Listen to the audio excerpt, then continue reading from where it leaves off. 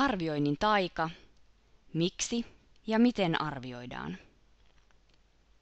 Olipa kerran opettaja ja oppija, jotka päättivät ottaa opista koppia. Ope mietti, miten toimia, ettei menisi kummaltakaan liikaa voimia. Että saisi molemmat oppia uutta ja maistaa flown ihanuutta. Oppija funtsi. Mitä järkeä? Onks tää juttu niin tärkeä? Miksi tätä oikein duunataan? Kaikenlaisia tokareita puunataan. Kas, paikalleppa tietäjä tuli ja epäilykset samassa suli. Alkoi tietäjä iloitsemahan, opista ja arvioinnista lausumahan. Se on helppo homma, ei siinä rasitu polla. Ensin mieti mitä, sitten harjoittele sitä. Lisäksi selvitä miksi ja avaa nuo kaikki tavoitteiksi. Nyt opekin hokasi ja innolla tokaasi. Ensin siis selväksi mitä oppia halutaan ja sitten kerrotaan miksi asioita harjoitellaan. Kyllä, hyvin kun arviointi suunnitellaan, niin lopuksi kaikkia onnitellaan.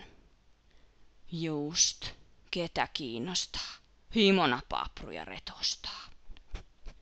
Tämä neuvo molempia teitä koskee, älä siis pojuusoita poskee.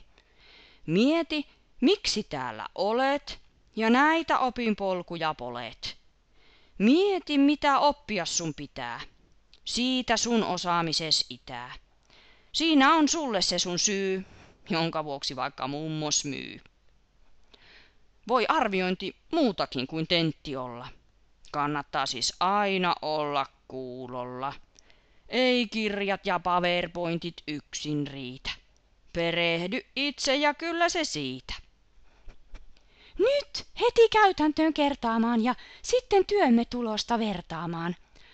On tavoitteena oppia purjehtimisen taito, että tulisi sinusta merikarhuaito.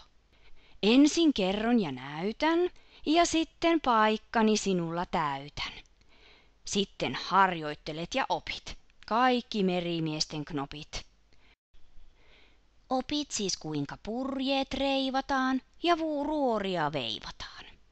On opittava merikorttia lukemaan ja merisäätä kuulemaan. Ja nyt kun mä tajun, miksi näitä väännän, niin saletisti iloisemmin äännän. On paljon kuulimpi tehdä, kun voin itteni jo merillä nähdä. Myöhemmin. Arviointi. Purjehduskurssi suoritettu erinomaisin arvosanoin. Parhaan oppijan stipendi on vapaavalintainen risteilylahjakortti.